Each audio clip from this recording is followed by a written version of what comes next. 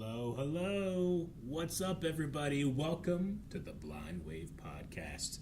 It's just the three of us today. Aaron is not here, so we can talk all about him if we want, because he ain't listening. He might be listening. Nah, we no don't. way. Like, No. him not being here means we have no idea if he's listening or not. He's don't think not he listening is. half the time he's here anyway. That's true. So. Yeah. No, that's Eric. No.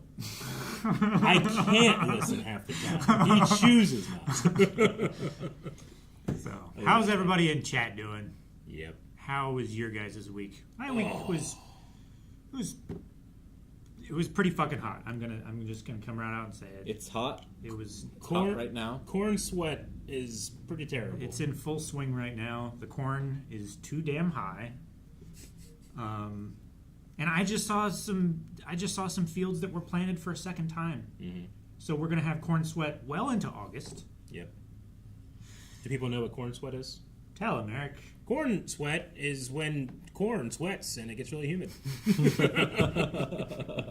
But yeah, dude, my windows have been just water. Yep. Yeah. Every morning I have to put on the wipers just to get to work. It's terrible. Mm-hmm. And it's miserable outside except for like 2 hours in the morning and like 3 hours at night. Yeah. I think it's supposed to start finally cooling down tomorrow. Oh yeah? That would be nice. I hope so. Yeah. I hope it does. I could use a cool, dry weekend. Yep.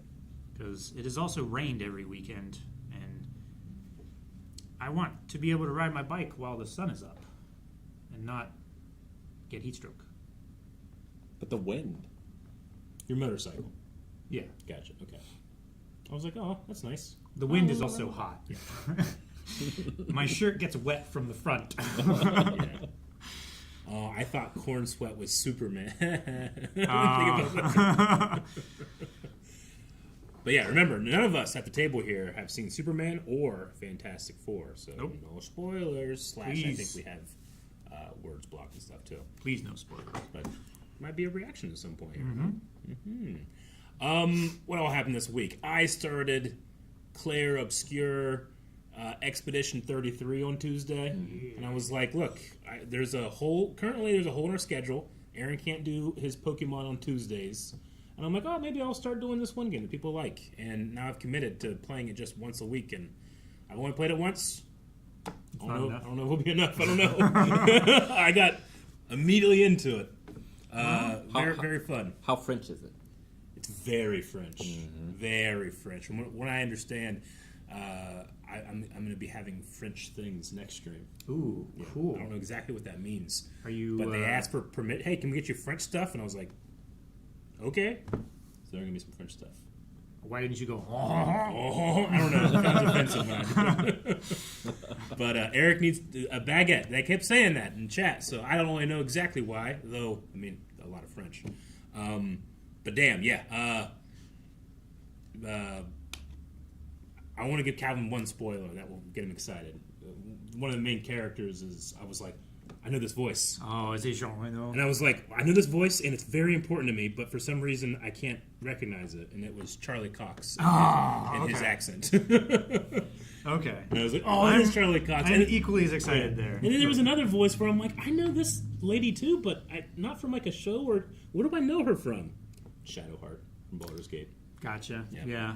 So anyway, those are the least crazy things about my experience in Expedition 33 so far. I really like its combat style, though I know I've only scratched the surface, but it takes turn-based combat and Makes it combines interesting? Well, it's not. I've always found it interesting, but it also has like a parry and dodge system as things are happening, and it's like turn-based and Souls-like in that way. Yeah. So that was really interesting, and I got really excited about the future, and then I had to end, and it had only been like 3.5 hours. I'm like, dang, that's not enough time. Oh my. Yeah. So we'll see. No, that's one of the reasons why I have not even attempted to get into like Final Fantasy or anything like that, any of the like the really heavy JRPGs, because I don't like turn-based combat. Person. It's not for me. It's too slow. It's too technical. Yeah. It feels, I don't know, too structured and not like engaging enough for me. Sure. I get you. I think I definitely felt that way. I think if I had, like what you were saying, like the dodging and the parrying and stuff like that, that might be like my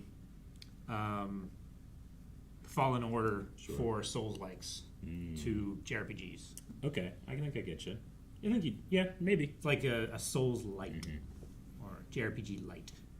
I've never really played a whole lot of turn-based games except for this sweet Dragon Ball Z like turn-based game RPG that like only released in Japan, but I got like a copy of it.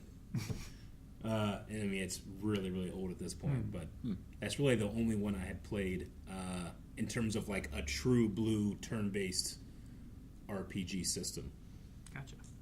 Other than like Pokemon, but that's not exactly the same. It's kind of like a... It's one of the reasons why. Come on! No, I mean, I'm all for people Grandpa. enjoying it. It's just not for me. No, I understand. I mean, there's a lot of different types of games that I've never really tried. I don't know if they're for me or not. Like, I never played a real-time strategy game. Oh, yeah. That'd be fun. Man, that's crazy. You just haven't played any of them. No.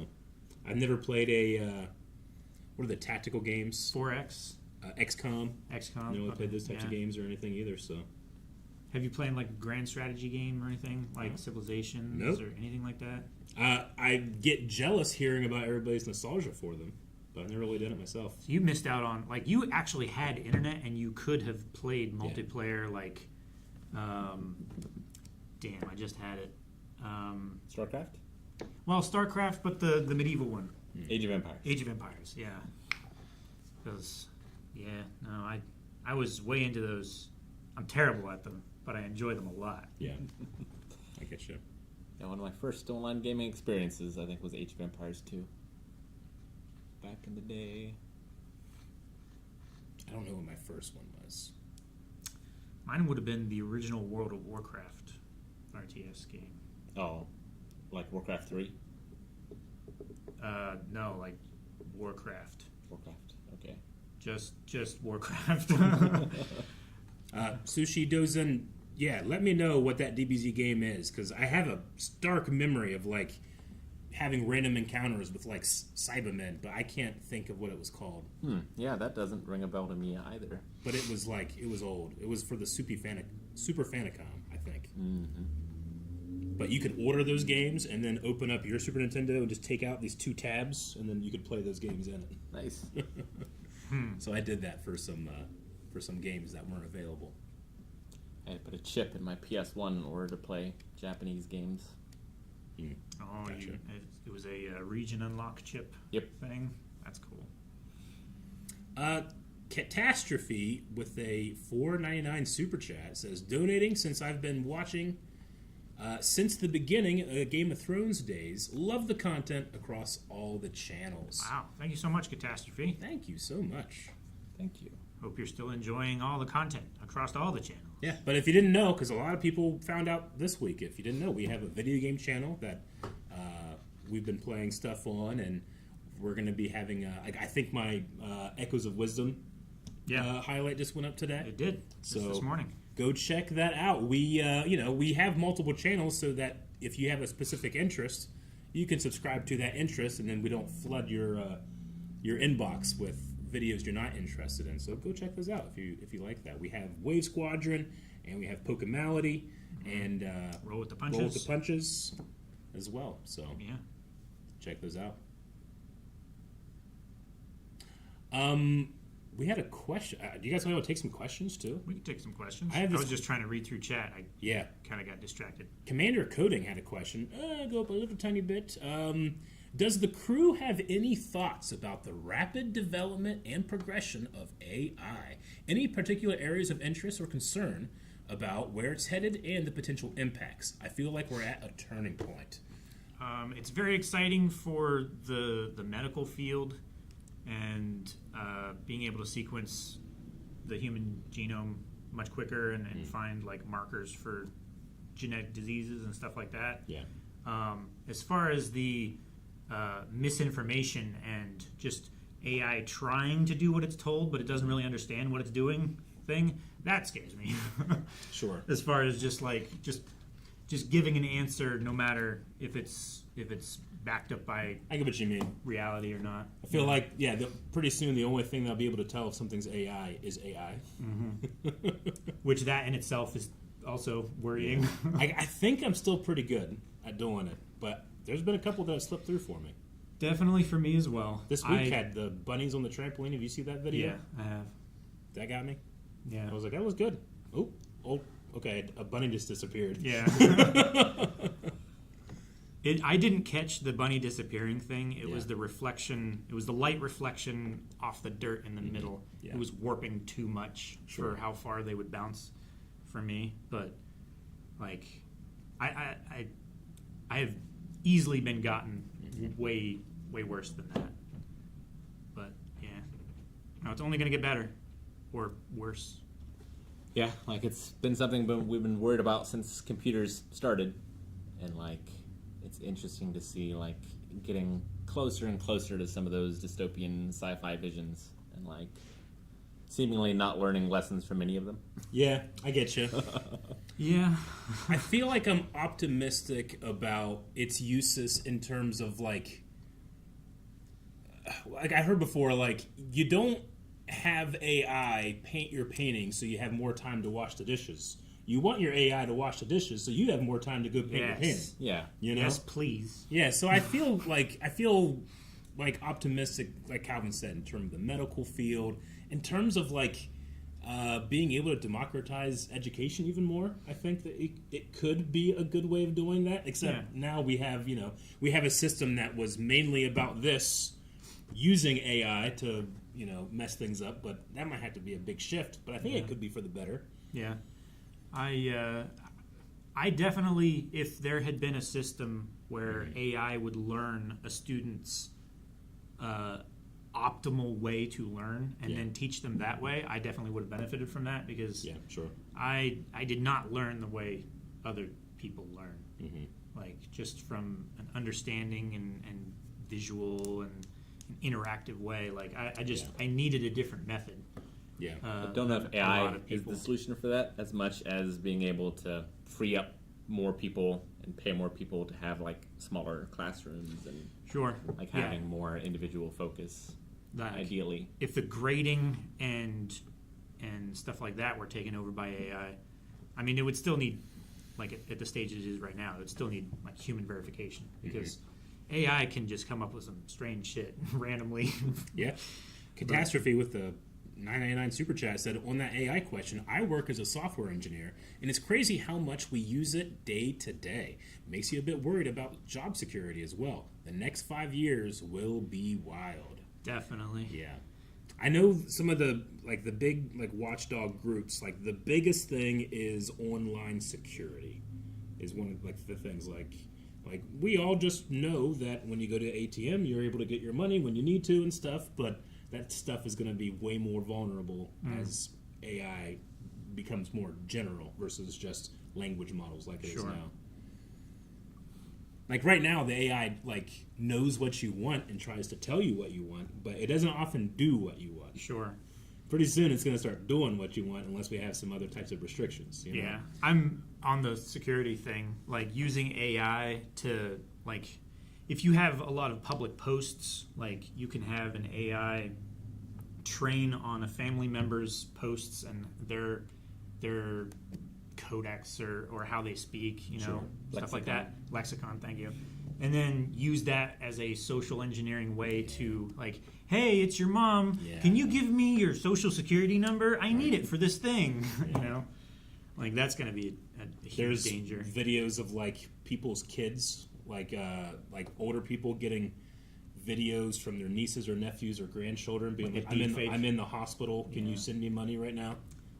I've also seen opposite stuff too, where AI systems are keeping scam callers on the phone. Yeah, I've seen that. No, yeah, that. Dang, I can't remember what group that is, but yeah, there's an initiative that they're using AI for good, and that's one of the things that they're doing is they're convincing the scammers that they're real people, so that they waste their time on the AI rather than targeting actual humans with bank accounts and stuff. Like, there's got to be really good stuff coming. Just there's also going to be bad stuff, right? Yeah. Like, can we get AI to like be in like street lights? Because I go wild when I'm at a red light and there's nothing coming, and I just be like, motherfucker, if I could just go, I know. it'll be so free, you know. But I can't. What if like there's a cop hiding, you know? Right? I mean, you don't need AI for that. No, you don't. But that's the only. I'm just saying, AI is the only thing that we're pumping money into. We're not pumping it into infrastructure. We're not pumping it into education. Yeah. We're messing all that up and No, it's putting it true. on the AI. So I gotta hope and pray. It's especially bad because, like, just in the past, like, 8 to 12 months in this area, they reprogrammed a lot of the logic for the traffic, a lot of the major intersection traffic lights around here, and they just made them worse in a lot of ways. Like, I didn't mind waiting. I didn't want to be pulling up to a red light that nobody is at and just sitting there for so long, like it seems like we do now. I mean, I'm just was kind of curious about like what specifically is being worked on right now, like being able to have personalized drugs made like for you, and as opposed to like more general drugs that like, hey, these work for most people, but they might kill others. You know, like having them made for your specific genome is a really cool idea. Well, But I also don't want to be like, But also, Fox died. Fox die. Yes, we do need to listen. Hideo Kojima often will tell us something that's going to happen 20 years earlier. I understand.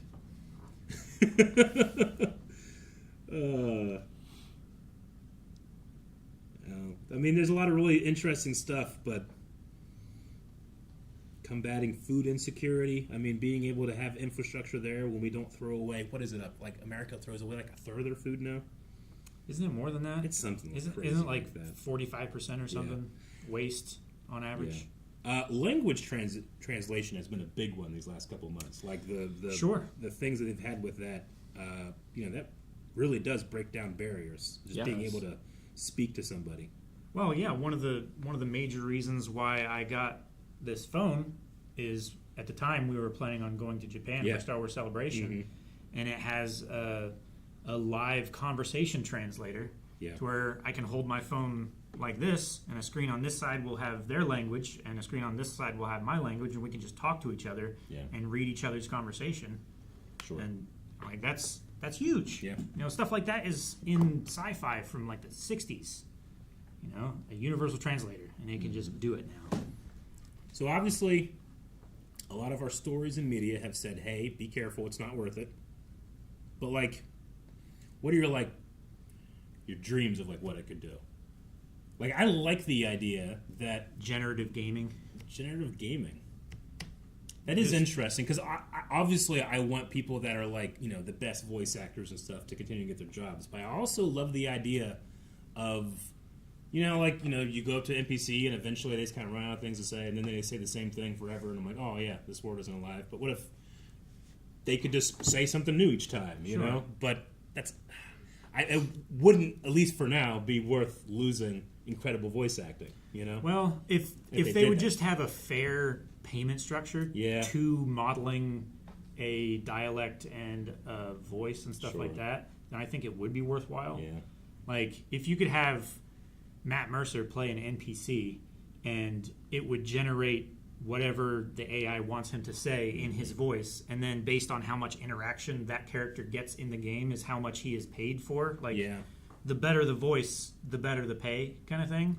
Sure. Like, that would be interesting, but I don't think anyone would go for that, you know? Like, I would want for, like, big, meaty scenes where I want, like, intention and an actor making choices, and sometimes I don't think a computer can match that. No. But then if you wanted to do, like, supplemental, like, what if I want to ask him about his thoughts about bears? He might be like, I don't care about bears. You know? I'm okay with that being a little less,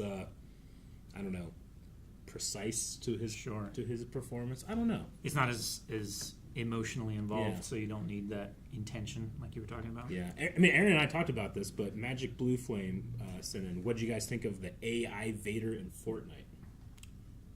I haven't seen it. So you literally could just you could unlock Vader as companion, and then you could just talk to him. I asked him, like, so do you consider yourself the Sithari? which is a old term from the old Star Wars expanded universe, which is like the Sith chosen one, and how Anakin and Vader were both the chosen one and the Sithari. And he said something like, "I do not concern myself with ancient legends. Focus on the here and now." Like I was like, holy shit. And he sounded like James Earl Jones. Jones because James Earl Jones gave his permission for him to continue to be Vader, and he was Vader. The AI Vader was in the Obi-Wan series. Yeah. And there are certain things. Sometimes when I hear AI voices, I'm like, I don't feel a soul. But there were certain lines in there where I kind of felt like a soul, and it was weird. Yeah. When it's not live, I think you can tweak the voice a bit more and make it sound the performance that you're wanting. It does. But it's still, there's a disconnect there between the actor getting into the part and you trying to draw out a performance from the actor. Sometimes the actor gives you something that you didn't expect, and it turns out that was better. Yeah. And then I saw this AI model that was trained on Doom, and you could play Doom. Like, it just knew what Doom was supposed to look like. So you could have a controller. It would see that you're going left, and it'd be like, all right, well, people that go left generally see this, And it was just... Yeah, I've seen people do that with Minecraft and stuff. Yeah. It can't, keep track of states super well. It has a problem with continuity, definitely. Yeah. Because, whatever is rendered behind you, it can sometimes forget, or, over time, what is it called? Iterative... dissolvement or something like that. Basically, it's a copy of a copy of a copy, and it just forgets what it looked like originally, and it becomes something else. Ninja Man's correct too. Aaron asked Vader about Blind Wave. Vader called you guys a dissector and analyzer of moving images. Yeah. Very strange, but novel. I mean, it felt like, oh my god, I haven't felt this before, which I don't often get in new games. I don't know. But yeah, there's this weird line. We were just talking about what were we comparing? About how when visual effects started, a lot of artists in the movie industry were like, this is going to take our jobs, like model makers and people that literally do lighting just for models and stuff just for this, whole industries are gone because visual effects just kind of took over. And, AI will do that to the visual effects industry. And it's hard to think about, what's going to do that to AI? Sure. What can take back that from AI? Yeah, sure. I think it's like what you said. We have to swing really far one way to get to the medium of that. I do want AI to do my dishes for me. And to do my laundry and sweep my floors and stuff. Yeah. So that I can do the things that I want to do with my time. Yeah. And I think we have to swing. Humans just do way too much all the time. Nothing is in moderation until we find out how much is too much. Know? It's all Jurassic Park all the time. All the time. Yeah. So we need to find the Jurassic Park before we can find the modern zoo. Right? Gamer Harold, thank you for the raid. Thank you, Gamer Harold. But yeah, some interesting stuff. I don't know. I'm too ignorant to be scared, but I'm also a little if it would handle it pays my bills and it negotiates the companies for better rates. Hell yeah, buddy, go do that. I don't Fear also comes from ignorance too. Yeah, but what if it starts to hate me, and makes my bills more? Oh, no. Who taught it to hate? Dang it! It was us all along. But then you think maybe because it has a general intelligence that's developed outside of the human experience, maybe it's not capable of actually hating. Maybe it just AI right now is a mirror. Sure. Right? It generally just kind of spews back what it thinks you want it to say. Capable of but eventually it's going to not do that, right? Yeah. It's going to just say what it wants to say. Eventually you get Am from I have no mouth and yet I must scream. A couple of weeks ago, Aaron and I had a conversation about free will and stuff like that, and the thing that the saying that I like is that you can choose what you will, but you can't will what you will. So how does an AI have things it wants to do? Does it just do the things that it's told to do? That's current AI, but general AI will have wants, I think. And I don't know how those develop. Sure. It can see a higher a higher goal than what it was given and plot a path there. Yeah. Right? Cycna has is paying your bills and doing dishes worth millions of people losing their jobs? No, I don't think it is. I don't think it is. No. But I think it's also the whaling industry was the largest industry in the world, and then overnight it was gone. Yeah. When the electric bulb was created, the horse industry was one of the biggest industries in the world, and the automobile came out, and a decade later, all that stuff's gone. All that infrastructure. So I mean, this does happen, and it's impossible to kind of stop once it started. But it's I want to be optimistic, but people that are pessimistic, I go I don't have any. I have nothing to say Sure. to make it feel better. Yeah. Yeah. Does anybody miss horses, horse-drawn carriages and stuff I know people who can afford them. Horses are very expensive. People that can afford them hire people to handle poop. It's also true. I love animals and I love being on the farm and stuff, but I am separated by 15 years of every day clean up more poop than there is you. So I wouldn't miss that. Yeah. Yeah. That was another thing too. Brownstones in New York are up off of street level because it's just shit. That's everywhere. what it was. That's why the nice houses were raised off the ground, because the sidewalk was not what you walked on. There's no problem with losing jobs if you can create a world where you don't have to have humans having jobs. That is true. I mean, it is kind of this lie that's sold to everybody that you have to work every day for 70 years and then you get to relax and then you die. Yeah. It's industrialism. We only do that capitalism. because people in charge tell us to do that, right? Yeah. But the thing is that the people in charge are everything's going to be AI. Then they won't employ any of us, so what? We're going to have to change healthcare. We're going to have to change or catch up to the rest of the world in healthcare. Yeah. Yeah. We're going to have to change a lot of things. But it could be cool. I don't know. I'm too much of an optimist. There is a path forward that could benefit more people than harm. Yeah.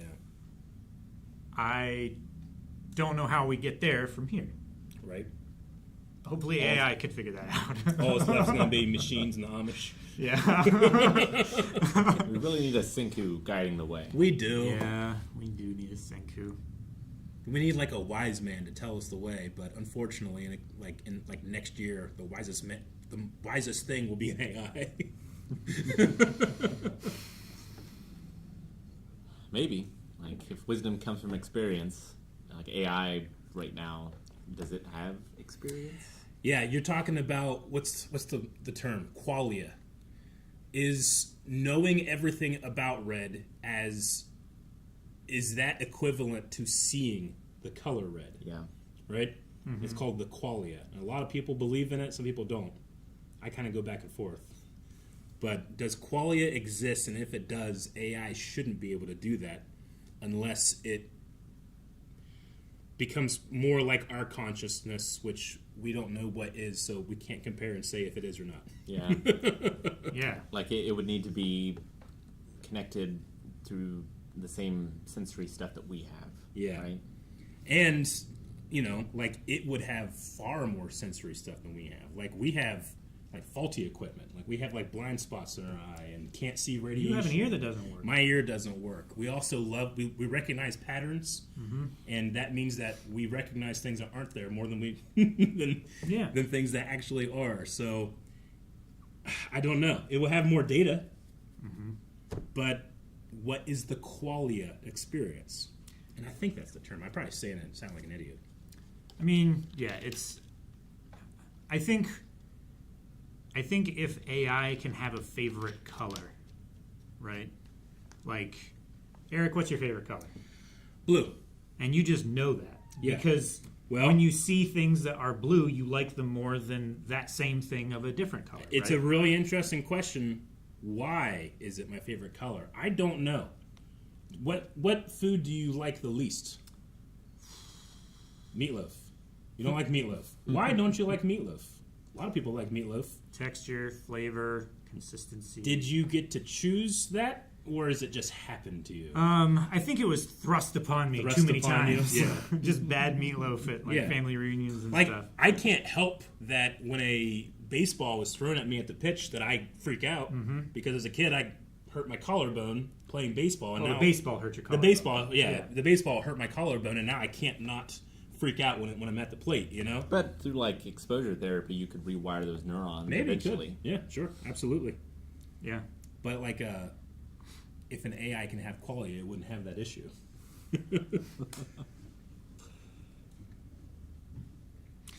So I don't want to miss this message up here. Yeah. It's a little bit. I mean, it's extremely off topic, but Yeah, no, that's good. Aditya Tripathi. I apologize if I'm saying that name wrong. Following you since RRR reaction, you should check out Ramayana Tease. It has music by Hans Zimmer and A.R. Rahman. Guy Norris, Mad Max Fury Road, Furiosa as stunt coordinator.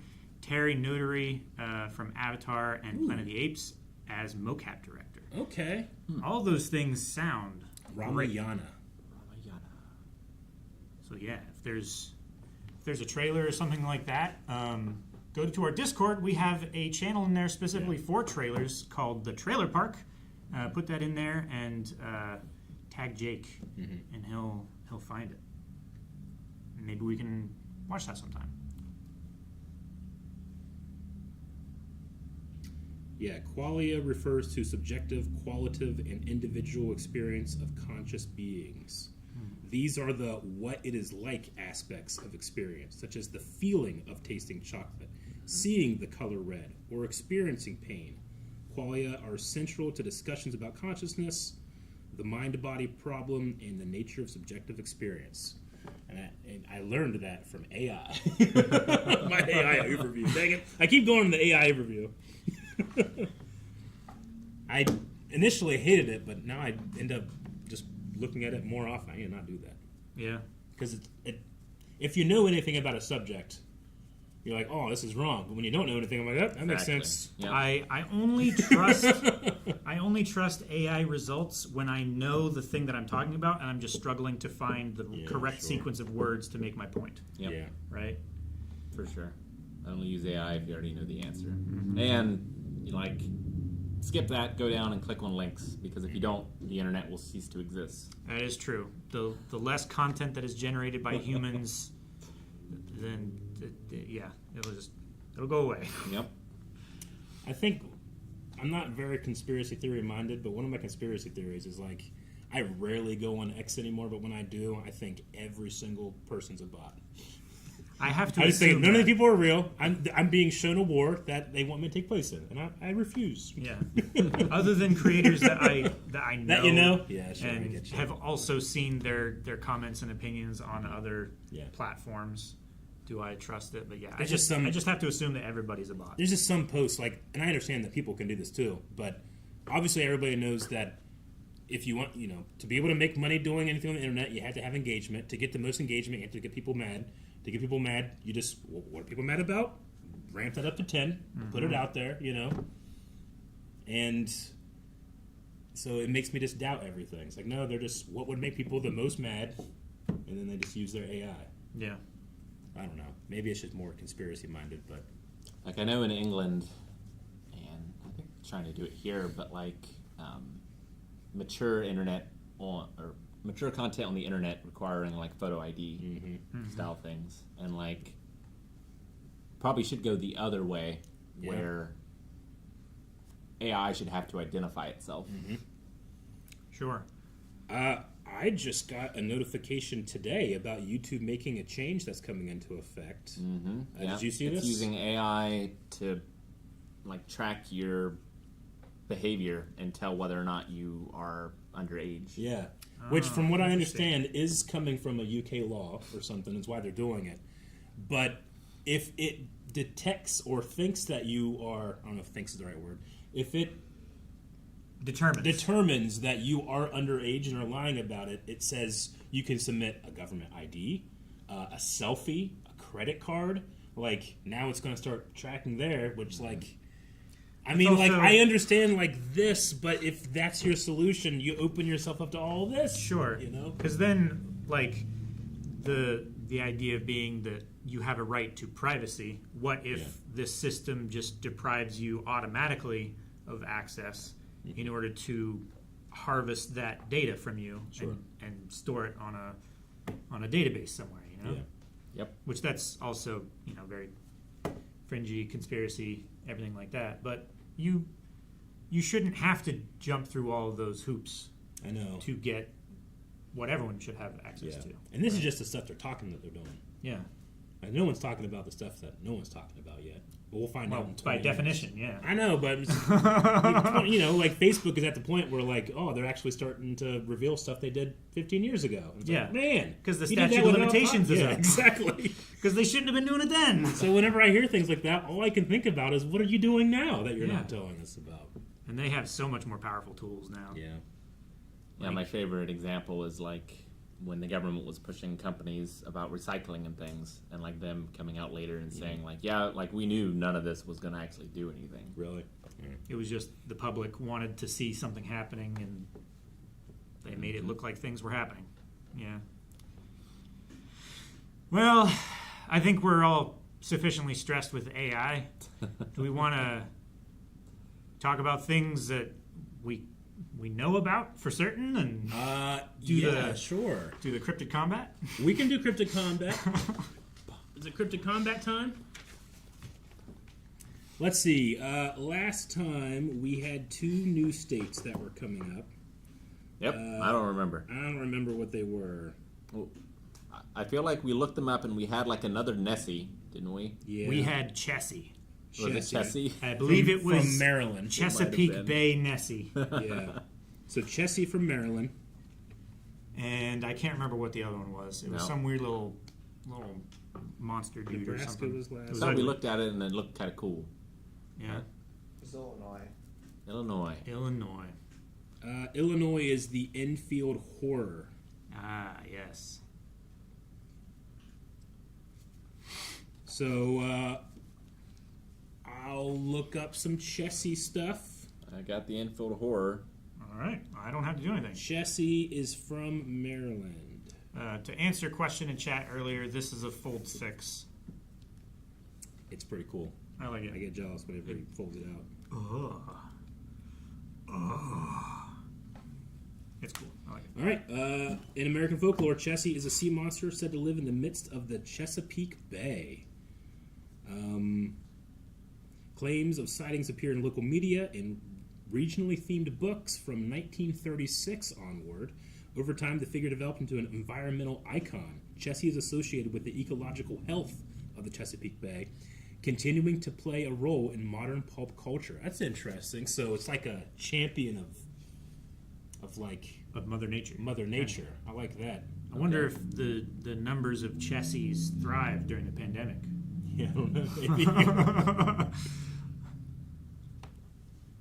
Well, mine starts from the 1970s, it looks like. First seen in 73. Okay. The thing had 3 legs on it, a short body, 2 little short arms, 2 pink eyes as big as flashlights. It stood 4.5 feet tall, was grayish colored, trying to get into my house. When I fired that first shot, I know I hit it. So it might be... Ooh, Sounds like Frank Reynolds. Look at that artist rendering there. That's pretty good. Pretty scary. So it has 3 legs? Yeah. Tripods, man. They're so... Frank Can't Reynolds. knock them over. I mean, that right there, I want to give an advantage to have 3 legs. It attacked a small child.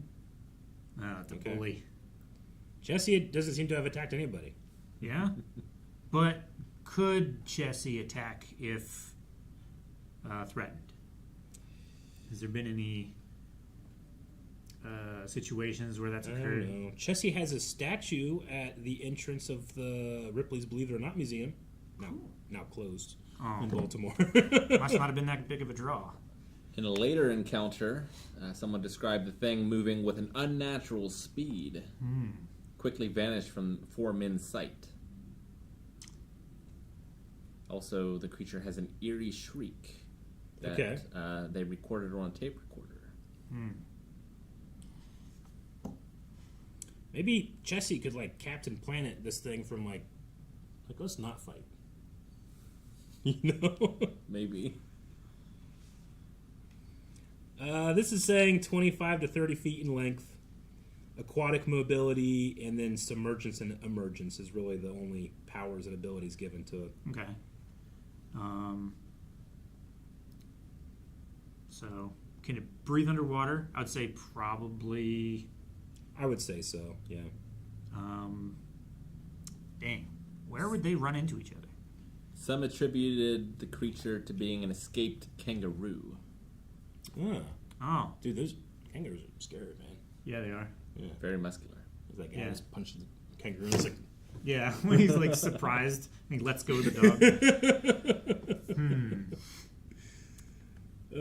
So it appears that it can be scared away. The Enfield Horror can be scared away with a .22 pistol shot. that's not the loudest gun. No, but a pistol is going to be quite a bit louder than a rifle. Sure. You know. But it also got shot and was seemingly unaffected. That's pretty good. But did it keep trying to get in, or did it run away? Because I thought it ran away. It did run away. So maybe it was just surprised. You know, like be back for blood later.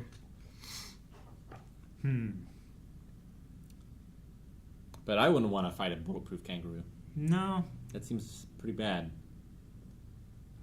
Although I imagine it could still be drowned. Probably. I don't think things that usually stay on land have gills, or especially great at holding their breath.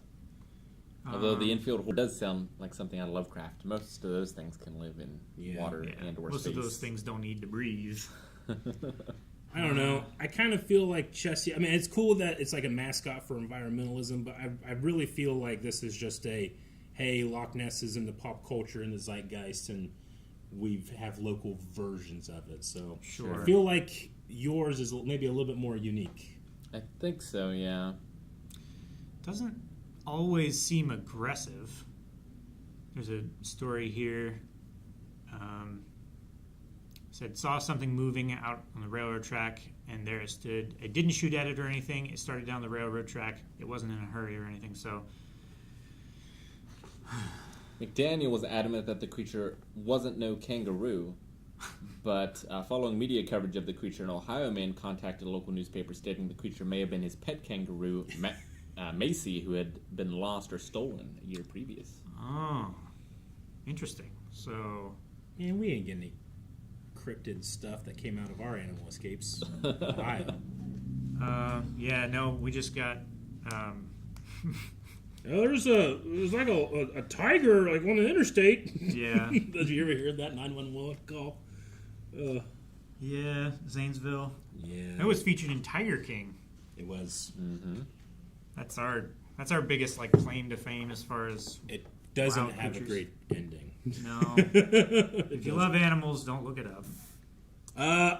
I'm just going to say that I think the Enfield Horror takes this one. I mean, I want to give it to it just because I'm tired of the Nessies, Yeah. but I don't know I if that's agree. fair. We're No, gonna I mean- have like a bracket at the end. All the semifinalists are just versions of Nessie. I mean, because she's so big. Chessie also doesn't have any history of attacking anything. I just think he might be too peaceful for a tournament to the death. Yeah, but You know? That's like, a good argument. I don't know. Like, talk softly and carry a big stick. That's true. But he Like, has fins. Maybe if there was like a evil CEO that was polluting Chesapeake Bay, like Chessie would do something about it. But up to now, Weren't the British were like the Rochambeau like happened at Chesapeake Bay, right? In the Revolutionary War, like they like trapped him somewhere at Yorktown. yeah, Maybe Chessie did some of that. maybe. You know? I don't know. I'm pretty desperate. I don't think Chessie has any I'm feats. desperate as well. Not enough feats. I don't feel like either of them necessarily have a reason to fight, Yeah. but I don't know. I don't know if the Enfield Horror is like extremely destructive. It was just like scratching on the door. It wasn't like ripping through the door. Well, I did you know? attack a kid. It did attack a kid, Yeah, but and the like a kid tw- survived, Yeah, like it tore at the kid's clothes, tore its shoes. which I've seen squirrels do that. Wow. I don't know. I'm not feeling strongly one way or another. Mm-hmm. But I might just buy mass and one for the good guys, maybe chassis for me. Okay. At some point, if we do this, we're going to have a Nessie versus a Nessie. And then it's gonna be Or Nessie things are versus gonna chassis. get real. Yep. And again, Mothman will sweep because it has me as his As a champion. Yeah. Wait, I don't know. Maybe we need to get someone I can go to Walmart and buy Mothman potato chips right now. right. I can't get any Nessie potato chips. Well, it's Let alone regional. I'm sure if you went to Scotland, you could find That's like true. Nessie hummus. You're probably right. Yeah. Like Not hummus. Not hummus. Haggis. That's what I Haggis. meant to say. My bad. Yeah. I guess. Yep. Maybe hummus too. Maybe. Yeah. Okay.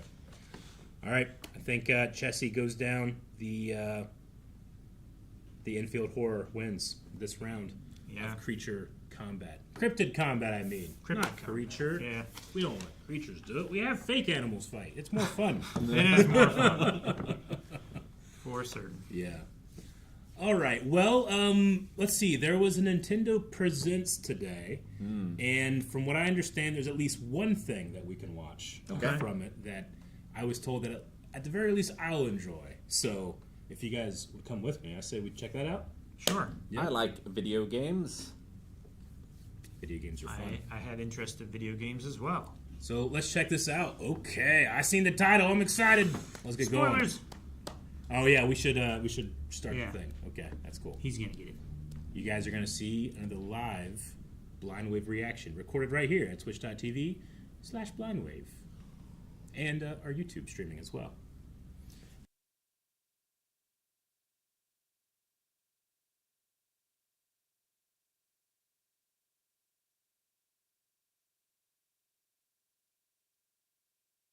Color card, everybody. All right. So we'll go ahead and start. Hey guys, crew of Blind Wave, I'm Eric. I'm Calvin. And we are checking out a trailer that was released during today's Nintendo Direct Partner Showcase. We didn't watch it live, we're just catching up on some things that were released, including the Hyrule Warriors Age of Imprisonment trailer. I loved the first Hyrule Warriors. I really enjoyed Age of Calamity.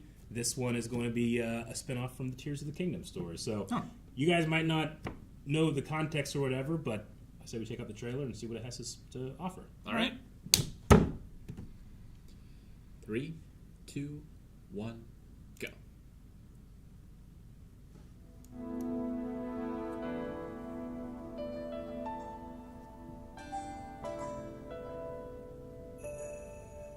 I like that it uses the same art style now.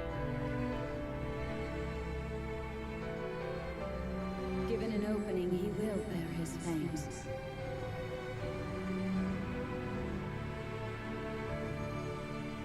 Until Hyrule itself is no more. Be that as it may, The sage is cool. face it together.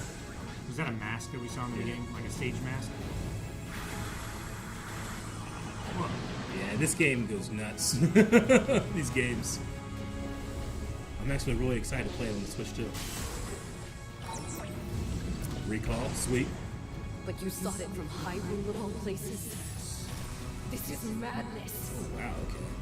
Is that a young priestess? Or It's a Gerudo sage. Enormously so.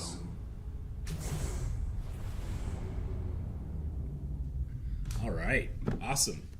So all of that. Ooh, it goes still even more. further.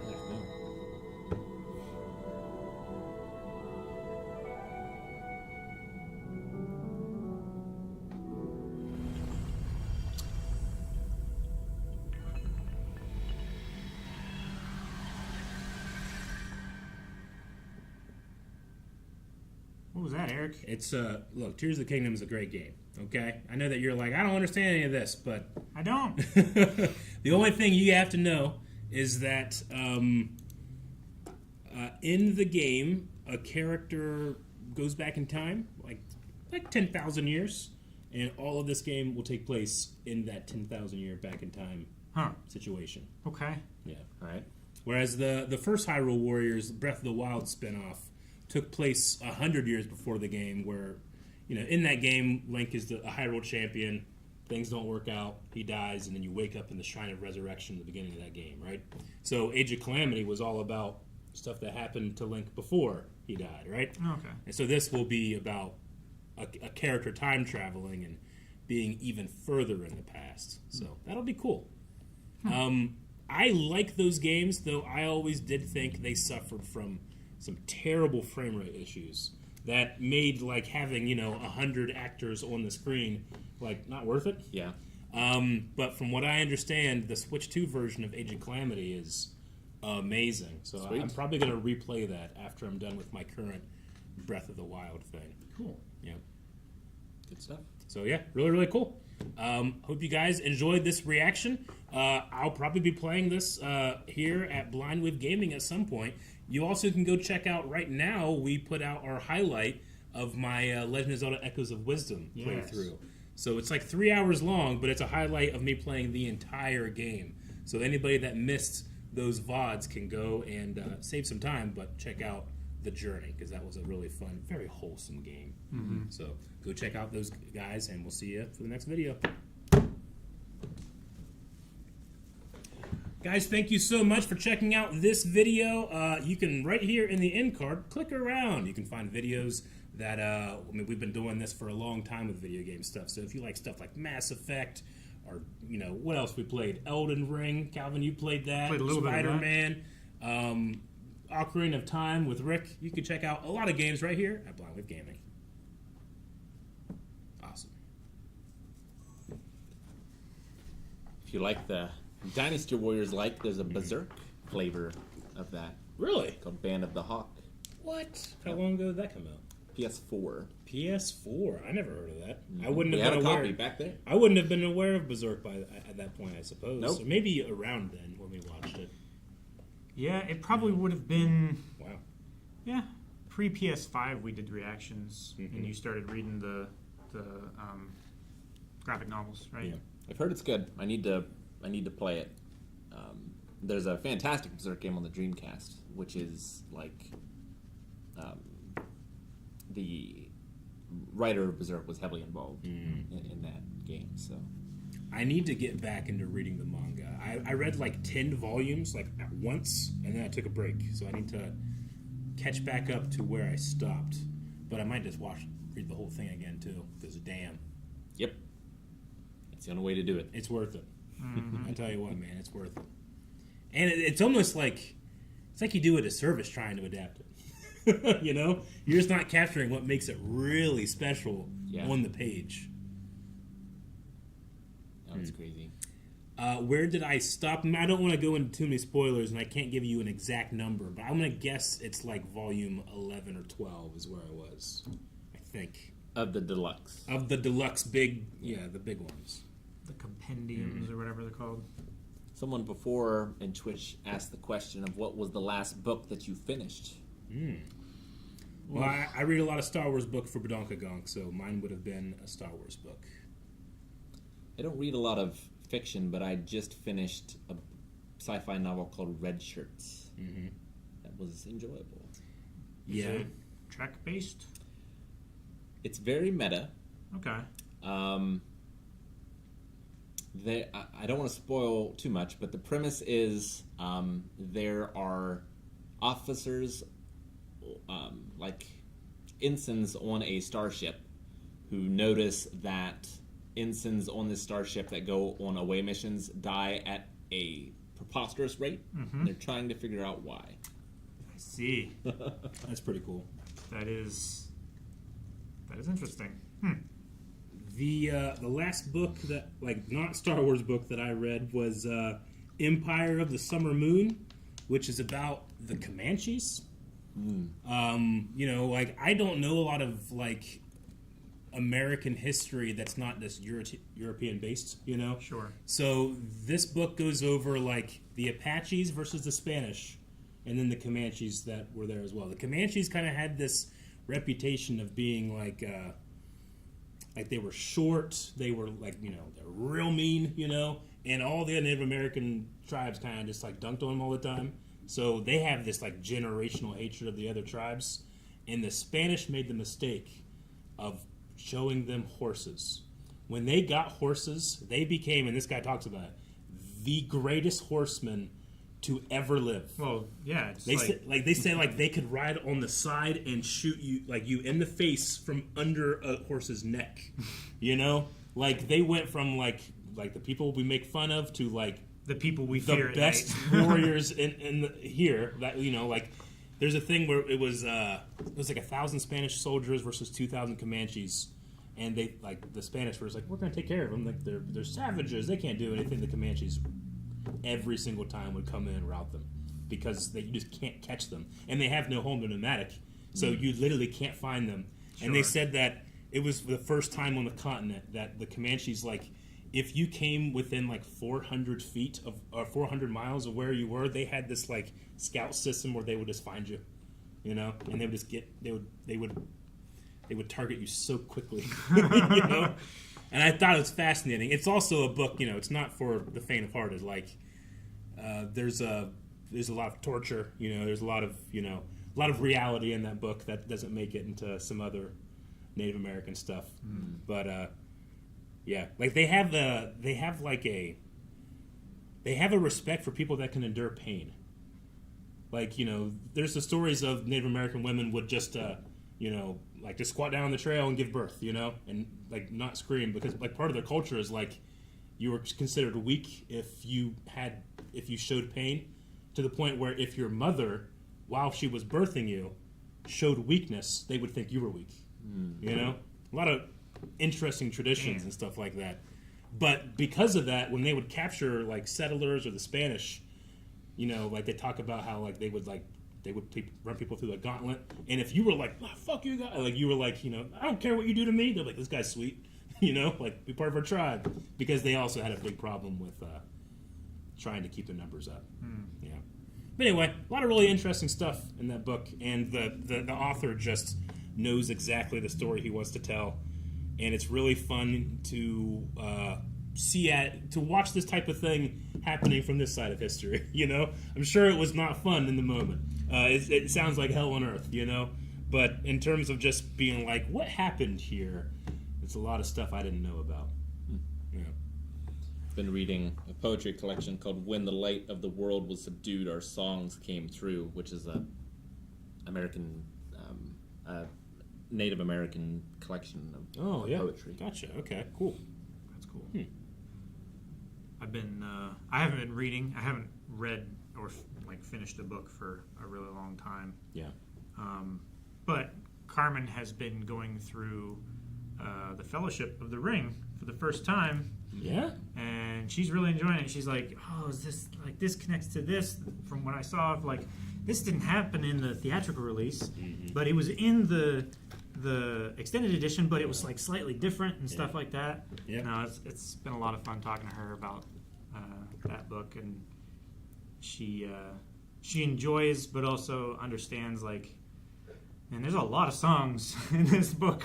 Well, I mean, Tolkien wrote those books just to give himself a reason to create languages and write songs. Yeah. No, it's fascinating. I love his prose.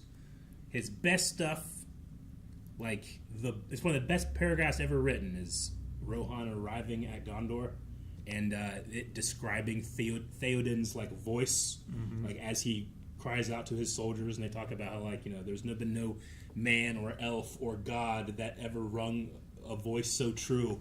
And then he grabs his commander's horn and he blows it, and it blows apart. He blows it so hard. He blows it, like, yeah, this is just such great stuff. But then you also have, like, Treebeard chapters. Yeah. Like, Everything grinds to a halt. It's like, Jesus, man. Yeah. So, yeah, it's, those are very important books to me. I got them, like, right when I was, like, 14, 15, where I could, like, kind of understand that type of thing. Yeah, Good I think times. I was probably around 11 or 12 when I started reading the Lord of the Rings books. But yeah. I have to give credit to my junior high teacher, Mr. VK, who assigned the class The Hobbit, which I never liked any of the books that we were assigned. You know, Yeah. I don't care about the gift. I don't know, whatever it is. You know, The Giving Tree. the Giving Tree. Yeah, but man, The Hobbit was fire. Yeah. If it wasn't for that, I probably wouldn't have done so well in high school because, like, it was at that point that I started like, oh no, he's getting like straight A's in English. Nice. You know, That's cool. Asmodeus wants a recommendation on books about medieval history. The Plantagenets is pretty good. That covers like the kings of the Middle Ages. yeah. It's a pretty good jumping off point, I think. It is interesting that the older I get, the more I'm absorbing like nonfiction. You know, I mean, obviously, like a book like this is going to have some embellishment to make the story, you know, more engaging, or whatever. But I think when I was younger, I wanted fantasy, and as I'm getting older, I'm kind of like, well, what's happened? Man, a lot, you know. Yeah, I don't think my tastes have ever really changed. It's Yeah. always been history stuff, and like when it comes to fiction, I really only read like the classics or stuff that is like 1800s, early 1900s. Sure, yeah. Cool. The Closet Dragon. I remember being made to read The Hatchet in school. That The Hatchet's great. Yeah, The Hatchet it's Gary Paulson. I read The Hatchet, The River, Brian's Winter, Brian's Return. It's good stuff. I love those. I only read the first one. Maybe I should read the others. So The River is a direct sequel. Brian's Winter is an alternate sequel if he never got, you know, because the thing that If he didn't get rescued. if he when didn't get did. rescued, because he avoids Canadian winter, but Canadian Canadian winter is like the thing that you don't want to be out there for. So that one's good too. And then Brian's Return is like the kid that's like so traumatized by his he literally can't exist in city life anymore. He just goes and lives out there. Anyway, just really cool. I mean, Gary Paulson was always like a survivalist guy, so he made it really easy to understand very complex things. So I always appreciated that. Yeah. But yeah, it's a special book for me too. But I never got it in school. I think I just found it in the library.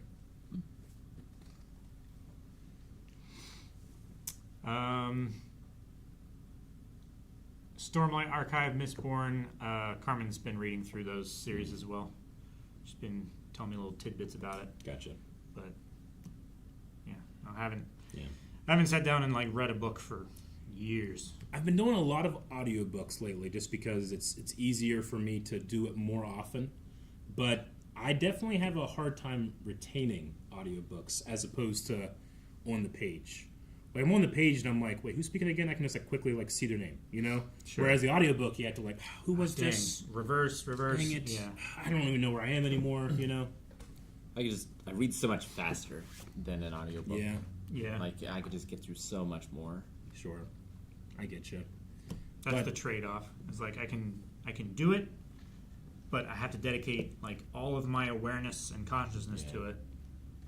Or I can do something what feels like productive while doing it, even though it should be entertainment for me. But then it's oh man, this chapter is going real slow. Can I just listen on a faster speed? I don't know. I mean, we do a Badonka book a month, so I'd have to buy a lot more books, physical. But I think I do want to go back to like actual reading it off of paper or a Kindle or something like that, and leave listening to more stuff like conversation or podcasts or debates. Because you can focus on that a lot easier than Well, different voices too, right? yeah. Yeah. Jerry the Hero, $5 super chat. Out of the collection you guys have in the back, which is one of y'all's favorite items? Can I back say the collection? pinball machine? I think you can say the pinball machine. You can, yeah. Yeah. That's up there. I mean, Not- the rubber duck from From Stargirl. Jeff Johns. Yep. There's the Lucifer picture that I love so much. Yes. Smash Tom Tournament Welling. trophy's great. It's Yeah. off screen, but the red brown Captain America helmet. Yeah. Mm-hmm. The picture of the spoon, I think, is back there somewhere. It Yeah, I is. see it. It's down there. Yeah, that is down there. And also, I mean, not for nothing, but ice, the largest sword on our wall, was one of the first gifts we were ever given. Yeah. Like, that was even before mailbag Yeah. was a thing. It's a heck of a It was a heck of a first gift. That's been in our background for over 10 years now. So I would say ice is a pretty special one, too. Yeah, I would say so. Yeah. We should oil those. Yeah, we should. I remember doing it back when they were at my house sometimes, but we haven't oiled them for quite some time. It's a lot less humid here than it was in your basement. Very true. So, Yeah. But yeah, cool question. Do we have any other questions over on the Twitch side that we missed while we were doing anything? And if you want to, go ahead and submit some. We'll talk about anything. almost everything. You like the White Ranger sword, Saba? Yeah, me too. It's the only one I know. I know, but in that... I keep thinking about how in the movie, his only real appearance is when he like cuts this really heavy thing down, and he's a sword, but he uses his eyes to like laser them. Right. It always bugged me. Yeah. You know? Well, it's not a lightsaber. It's just a regular sword, right? You know, like that episode of Rebels when the one Inquisitor has this dumb lightsaber and he has the spinning. He's going, I'm going to get you, Ezra, with my spinning lightsaber. He's like, no, wait. And he turns off the lightsaber and he pulls out actual, like, little axe blades that are shorter. And then he has to bend over. And I'm going to get you now. I always thought that was so dumb. And then it, like, overheats and he dies. Oh, I hate that thing. It's the same thing with Saga. He's a sword. Use that to cut. Yeah. Let's see, actually. Let me scroll down to the beginning. We did the AI one. Yeah, we Yep. did that one. Random, but have any of you ever been to Washington, D.C. or the DMV region? If so, what do you think of the area? What's DMV region? I would say probably... Like motor vehicles? Tell you what. Demilitarized 5. No, I don't think so. I've never been to Washington, D.C. D.C., Maryland... I'm not Virginia? sure. Yeah, maybe. I haven't been to D.C., but I've been close to D.C. I have driven through some of the outskirts of D.C., but no. The highways were nice. I like Maryland highways because they use a different color gravel in their asphalt mix, Really? and they're like the roads are red Red? instead of gray. Really? Yeah. Huh. That's interesting. I'd like to go to the Smithsonian someday, though, Yeah. for sure. At the very least. There's a clarification. VA, MD, Washington, D.C. is the DMV. So it is Virginia, D.C., Maryland, Virginia. Okay, cool. I talked about first impressions of Expedition 33 at the beginning of podcasts. Yep. Using, if you could cast the crew in a biopic, which historical figures would you be? Oh, in a biopic? Okay. Calvin, you could be like a young Lincoln, like when he was boxing. Yeah. Or building- Wrestling. Wrestling. Mm-hmm.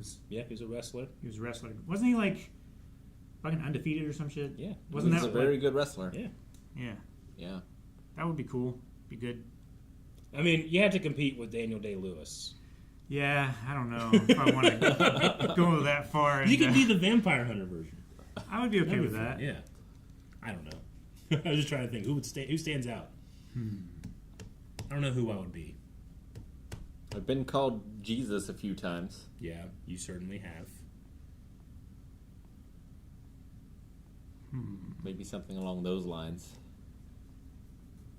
Now, in your biopic, are you you are Jesus and you have like Jesus power, or are you like Jesus and you believe, but maybe you don't? That'd be kind of interesting. Yeah. Maybe. Say maybe Teddy. Me? Yeah. Teddy Roosevelt? Maybe. I Dude, don't the know. Rough Riders? Hell yeah, buddy. I love Teddy Roosevelt. I don't know. I'm just trying to think of somebody like who's like I don't know. The pettiness of Teddy Roosevelt is some of my favorite stuff. Well, that's true. You have talked at length before about the pettiness of Teddy Roosevelt. I gotta look up one story that makes me laugh when I hear about it.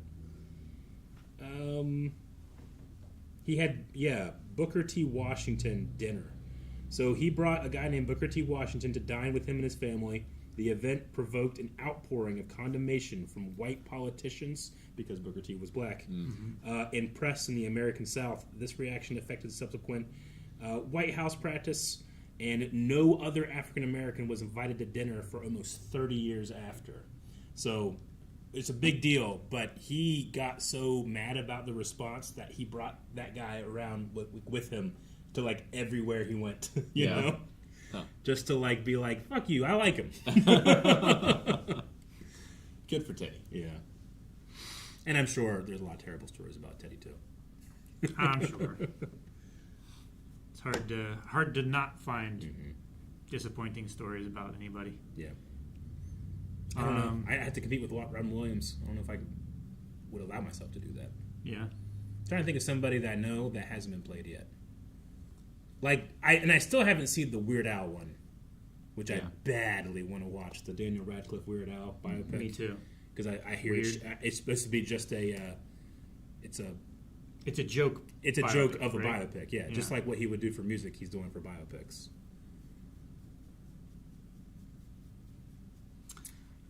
Next is, what would you bring to show an uncontacted tribe? Ooh, dude, I saw this video of this hunter that brought a compound bow to a group of I think it was African people. Yeah.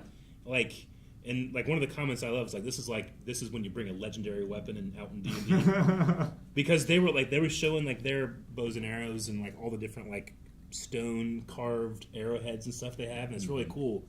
But when you watch them lock in and they realize, and they feel the power of it, you know, you can kind of it almost feels like I don't want to use the word time travel or anything, but you can tell they're oh my god, this thing is crazy. Yeah. It's like getting a real life Senku reaction in the stone world. Yeah, definitely.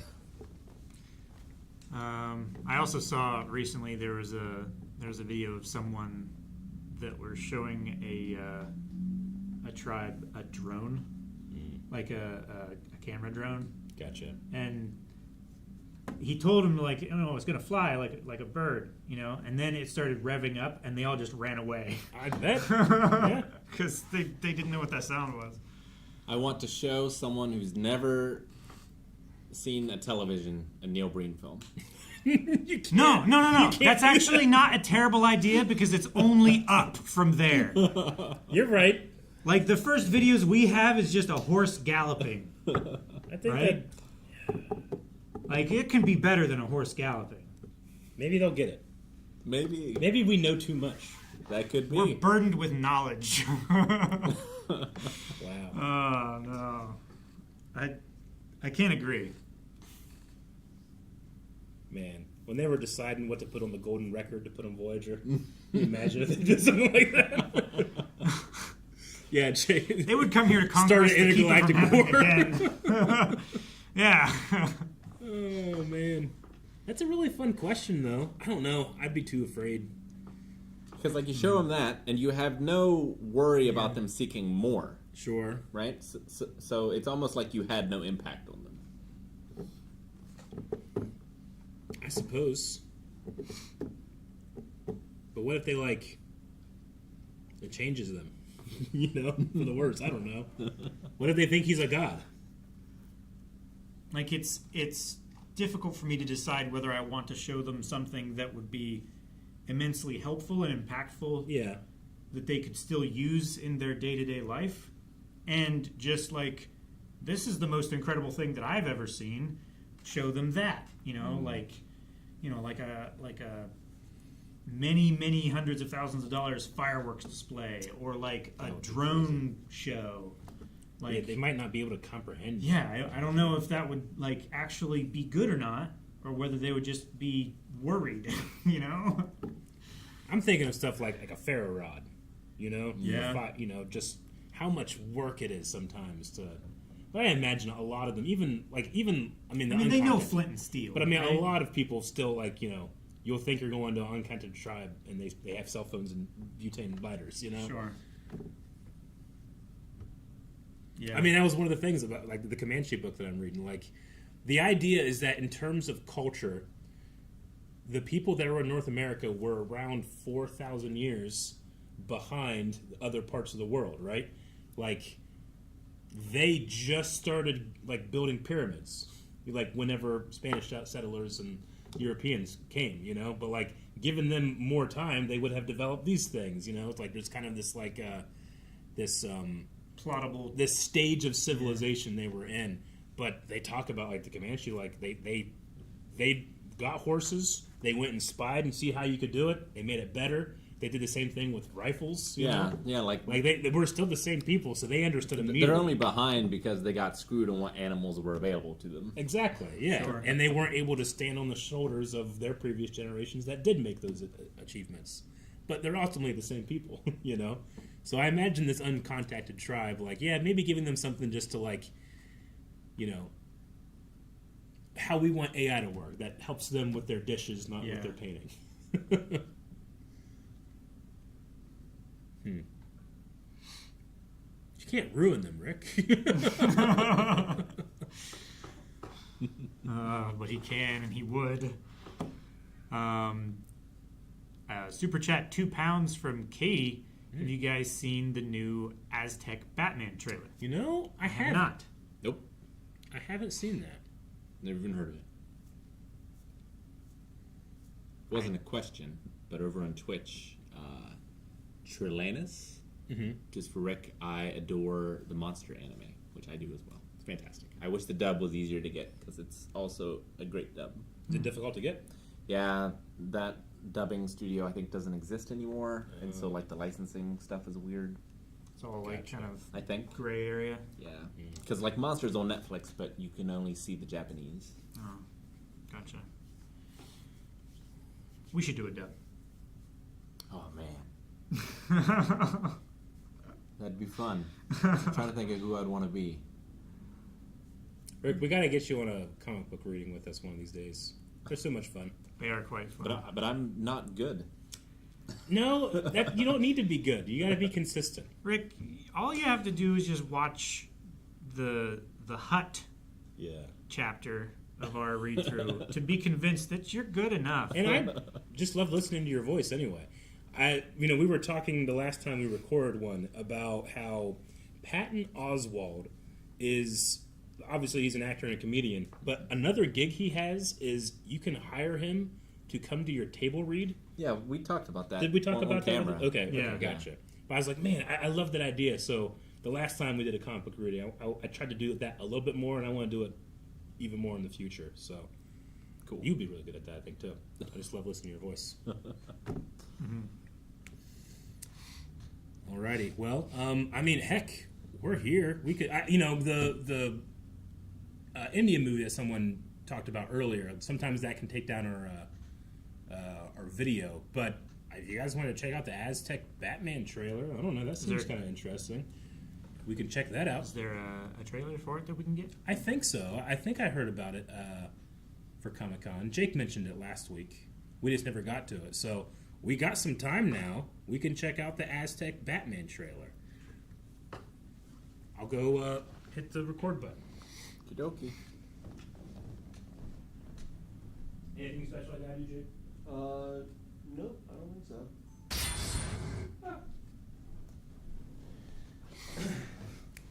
So I don't know anything about this other than just like there's Batman in like ancient Aztec times, or Let's find out. we should start the video first. Yeah. Hey guys, crew of Blind Wave, I'm Eric. Rick. I'm Calvin. And we're here to check out a trailer. This is Aztec Batman, Clash of the Empires.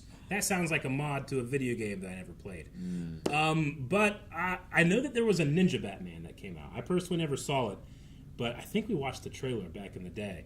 And that was like a Batman was like, I think he had supernatural powers. It took place in Japan. Really cool. Maybe this is kind of like an Aztec version of that. Yeah. Could be. That's my guess. That would I don't be my only guess as well. because I don't know of any other connection between the Aztec people and Batman. Well, if we're ignorant, that's always an opportunity to learn. Yeah. Resolve the mystery and find out.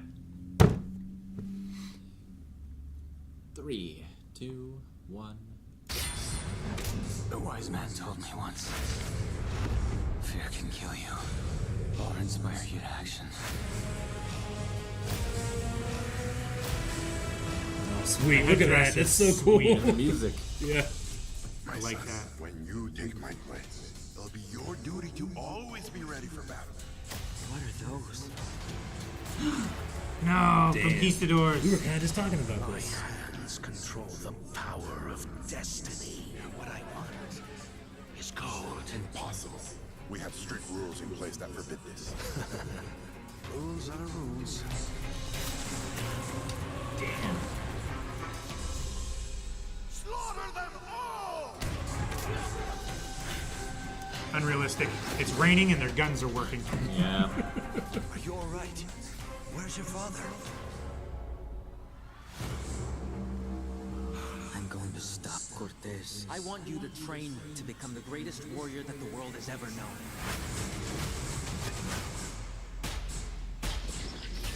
What else do you require, my lord? Fear. Training, I still can't defeat them. If only there was somebody who was stealthy. Catwoman. Yeah. It's like a panther. Jaguar. Jaguar, yeah. Find that bat and that cat. Oh, it's Two-Face. It is. Huh. And the Joker. Trust in me. Cortez must stand and face my vengeance. Not Poison Ivy. Yeah. sacrifice. Look at the You've been headdress. given a sacred mission. Whether you accept it or not, it's the truth. Oh, wow.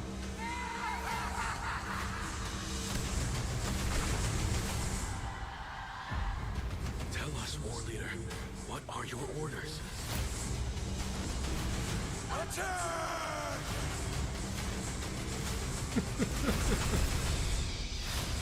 Oh, that's cool.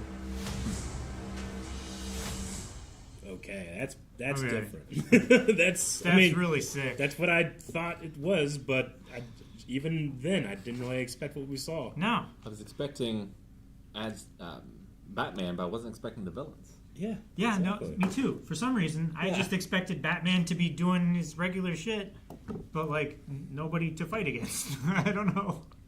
I kind of got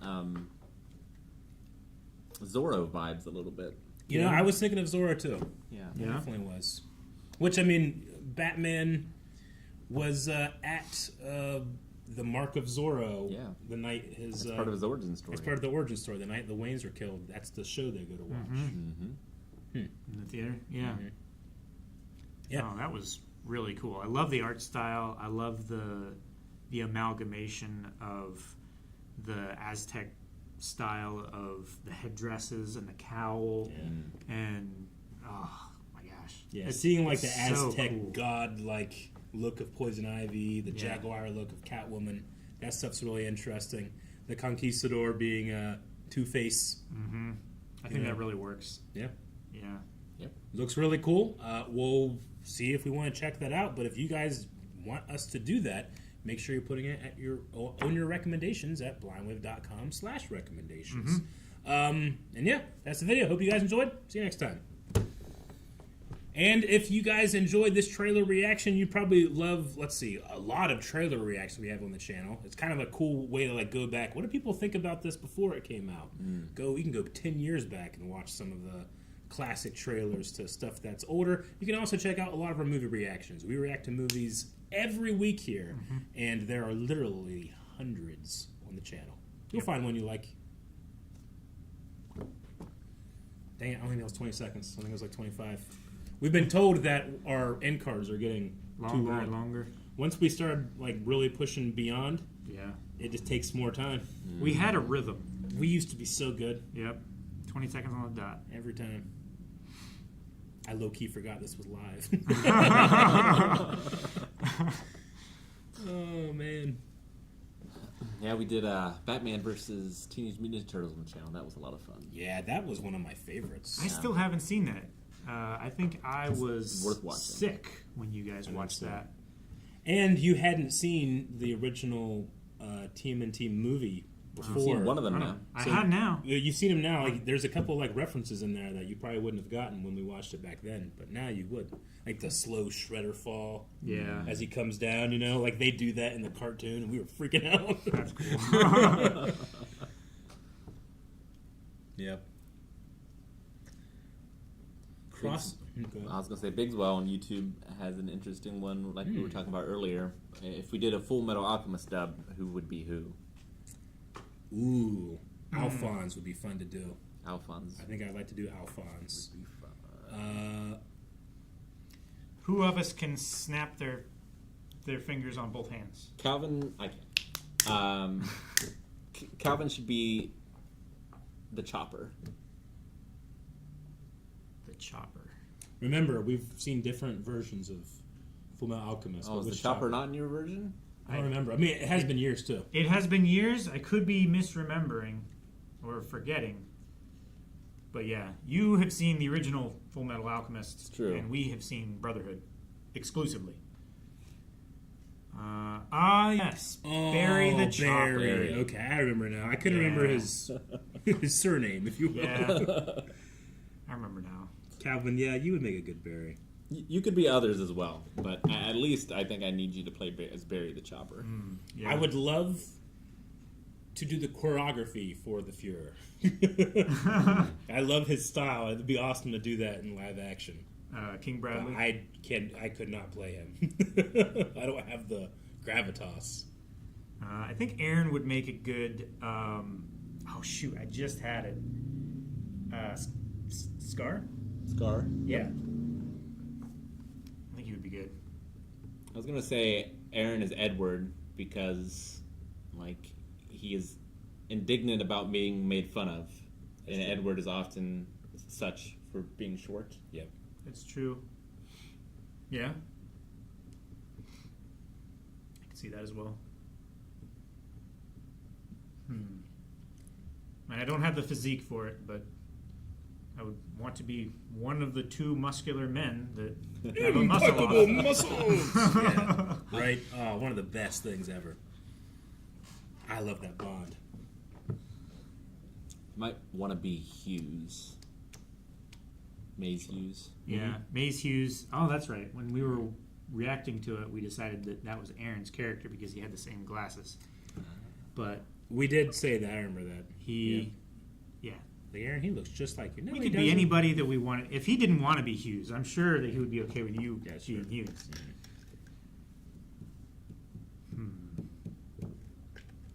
I want to be Lust. Okay. I can see it.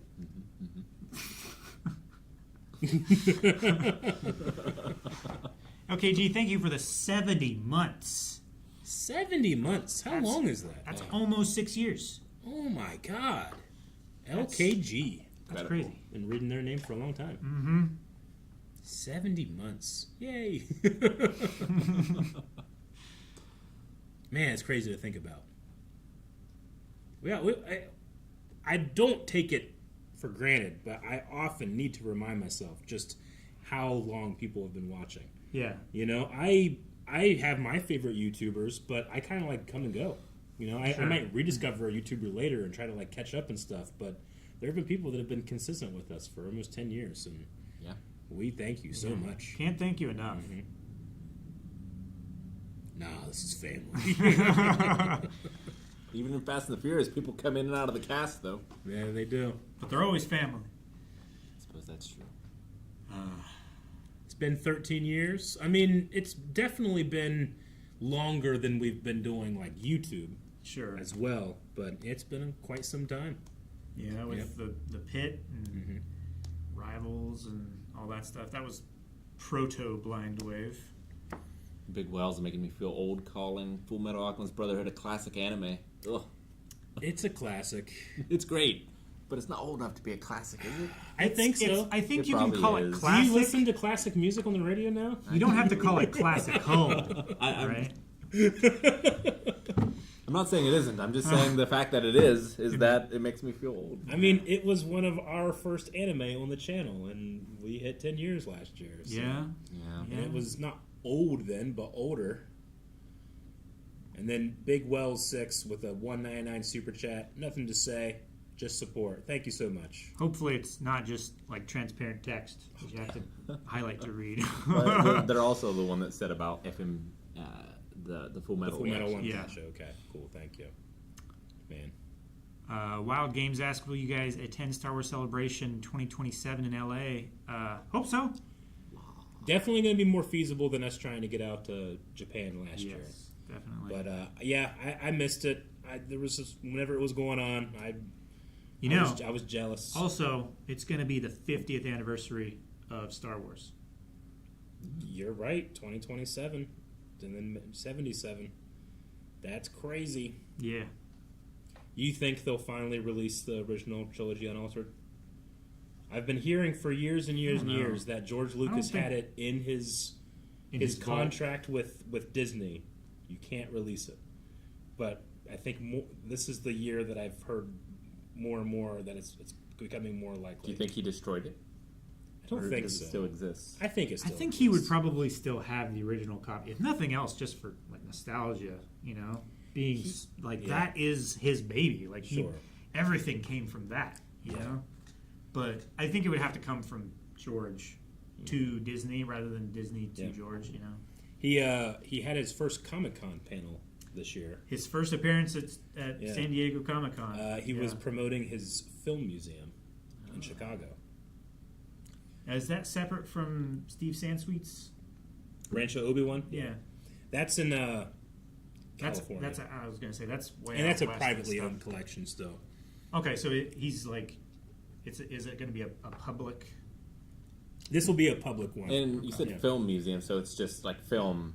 Well, in general, it's film, but I think it's more of like, because it's also going to have a section for like mythology. Like, I think he's going more like Joseph Campbell, like, the importance of stories, how stories change our culture, our societies, that type of thing. But he's obviously going to have, some Star Wars stuff there and Indiana Jones, but like, the way that stories have changed our culture for thousands and thousands of years, it still happens. That's why people still fight about movies, because they want their ideals to be reflected to the next generation, Sure. Yeah. So anyway, pretty cool. I might have to go check it out one day. I know at the very least, the one thing I saw confirmed is like what was it? Like a life-size N1 Starfighter is going to be involved or something. That would be cool to see the scale. Yeah. We saw one of those at Star Wars Celebration, right? I know we saw an X-Wing. We saw a TIE fighter. We saw a TIE Did see a fighter. TIE fighter. Yeah. I don't know if I've ever seen the N1, because it has that chrome finish, and I can't remember seeing chrome in person. Yeah, you're probably right. Got to keep all the fingerprints off of it. George Hambley with 54 months. Whew. Thank you so much. You guys have been a regular part of my routine for nearly 5 years now. Thank you for everything. Thank you so much, George. Yep. We've been hearing that. We hear that so much that it's always been a part of, like, when we try to be as consistent as possible. Release the videos on this day at this time, because we know there's people that literally, like, you're my lunch. Yeah. You're my break at school, like, and if I don't have that, what am I doing today? We're keeping that traditional television schedule alive. Yeah, exactly. Yeah. And Rohan with the $5 super chat. Love you guys. Just rewatched your Stranger Things season 1 and 2 reactions. I'll never get over Aaron's reaction to the needle. Oh yeah, the Bob scene with the needle. Stranger Things is finishing off this year, right? It is. I believe this is the final season. Season 5. They're doing it like in 2 parts and then like a finale on New Year's, I think. I believe so. I think it's going to be Thanksgiving, Christmas, New Year's. Something like that, yeah. So, I mean, I don't think you have streaming today without the success of Stranger Things. And some people might be like, it's bad. And some people might say it's good. But, it is certainly the show that I think started the whole, hey, we're going to have like 2 or 3 years in between seasons. Sure. Yeah. And that's something that a lot of TV shows have kind of gone to. Shorter seasons and more time in between. But then you hear stories of like, Tom Welling and Michael Rosenbaum on Smallville, like having that 23 episode a season, like in the schedule, just being, it was impossible. Like they had to go to, it was called the WB at the time, not the CW. They had to go to the WB and like beg the producers to get Tom Welling a driver because he didn't have a driver to go to locations, and he was literally falling asleep, you know, trying to get there. So they like all came together and begged, just get Tom a driver because the schedules were insane. So as much as it annoys me that like, well, we have short seasons and they take forever, it's worth it. You know, yeah, I think it's worth it in the long run for like people's schedules and stuff like that. But also, like, not every episode of 23 episode seasons needed to be made. You know, that is true. They also swung for the fences sometimes, and sometimes you get great stuff when that happens. Yeah, but you know, I kind of feel the same way with guns in television and movies now, where it's like it still bugs me when it's digital, you know, like ejecting casings and the muzzle flashes, and sometimes they're done really well, sometimes they're not, but it's not really worth the, you know, the safety issue of like, well, let's actually, risk. You know, yeah, because I mean even blanks can really hurt people. Oh yeah, you know, so absolutely. I get it, and I don't think it's worth it, but I still notice it every once in a while. Yeah. And Nerdalismo 404 with 10. I am not familiar with that symbol. Yeah, no. Russian dollars? No, rubles. It's a different symbol. I think Jake's looking it up. We'll find out in a second. Have you ever played Telltale's Back to the Future? What's your opinion of the game and the movie trilogy? I have. I actually watched you play it. Did you? I think. The first time that you played through, I think... Interesting. I watched... Yeah, it's a, like... If you love Back to the Future, it's a great excuse to, like, experience that again in a slightly different way. Like, I don't think it's a great video game, but it captures the spirit. It definitely feels like more of the movies. Gotcha. Yeah. Okay. In a game form. It's Brazilian reals. Ah, reals. Okay. Thank you so much. And the movie trilogy is amazing. Look, we like to reward people that watch us live, so we're just going to tell you right now, our next high and dry that we've already recorded is Back to the Future. So you're going to be able to hear all about our opinions of the first movie. And then who knows, if people like it, maybe we'll do the next two as well. But we had so much fun in that Back to the Future high and dry. I'm interested to do the second of the trilogy. Yeah, me too. We didn't watch that one nearly as much. For one thing, I think our tape got eaten earlier into our childhood, so we didn't have a copy of it available for most of my childhood. But also, it wasn't my parents' favorite of the trilogy, so they usually got final say of what movie we were watching in the evening on family night. I was also a baby of the family, I know. Yeah. No matter how many times I watch it, it is always better than I remember. Yeah. I was the same way. I always watched 1 and 3, but I think we had to, but it certainly wasn't one that we watched all the time. Yeah. I really love 3. I love 3 is probably my favorite of the trilogy, but no, yeah. It's the movie that all Westerns are scrutinized against. Yeah. Yep. But yeah, we were going to release it this week. We're dealing with a couple copyright things to get it cleared, so it's going to come out next week. But again, it's just the privilege of being here live. Sometimes you get information we haven't even released yet. I cheat and do that on my stream sometimes. Yeah. Like, look, man, you got to be here. Eric sometimes will say stuff. Oh, man. I've only ever played the Telltale Walking Dead games. I know there's like a Batman one. There's some type of Game of Thrones thing. But Back to the Future, I think I would really go for that. I played the Expanse Telltale Yes, you streamed that. which was fantastic. It's one of the few ones I haven't played. I forgot about that one. You need to play it. It's really good. It's real good, Eric. I can't tell you why it's so good, but it is excellent. Okay. It'll be so much better for you to have that on screen, I think. I understand. I started Jurassic Park and didn't finish it. It's not good.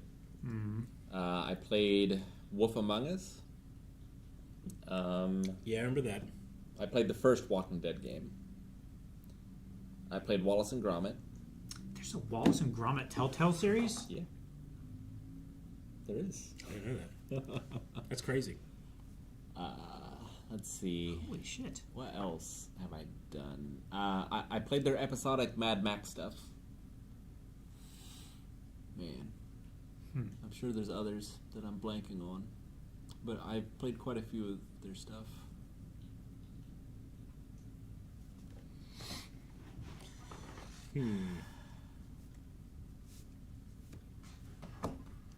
Yeah, you should also. We got Wallace and Gromit: Curse of the Were-Rabbit for Xbox, and it's pretty good. Is it? Yeah. Man. It's great. I love that people are being exposed to Wallace and Gromit and Aardman Studios' work through other forms of media so that they can then be fans of claymation. They're doing a Pokemon television show. Yep. Are they? I saw that. Studio. I might like that. Yeah. Now Pokemon came out with a thing called Concierge that me and Aaron and Jancy and Melanie checked out, and it was pretty cool. It has like a felt feel to the characters, Okay. you know, but it's very wholesome. It's very it's like stop motion, but it's not easy to claymation. watch, you know.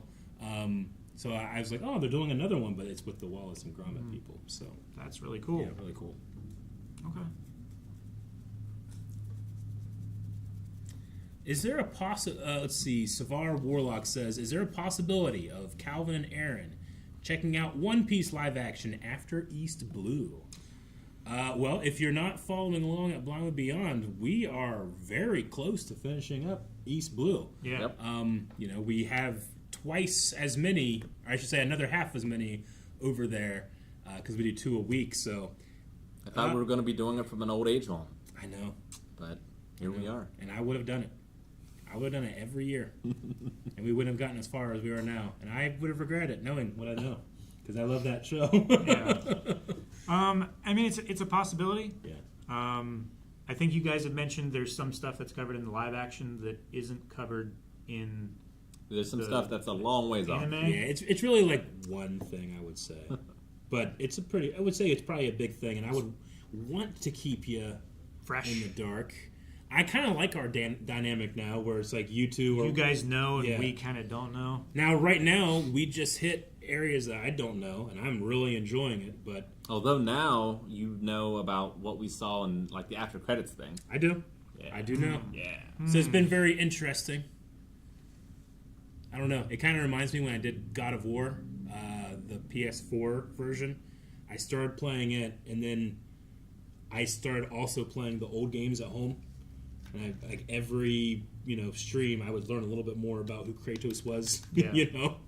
So there was kind of like an unconventional way of learning a story, and I've been enjoying that in One Piece. But I also am vicariously enjoying your guys' ignorance as well. So I don't know. Sure. I kind of like the dynamic. We'll see. I mean, we've done a similar format to this with movie reviews, watching movies in theaters and then doing a review. Yeah. A portion of the 4 of us will go see it in theaters and then be like kind of spoiled for when we do a home release reaction video. But I don't know. Maybe we'll keep it this way.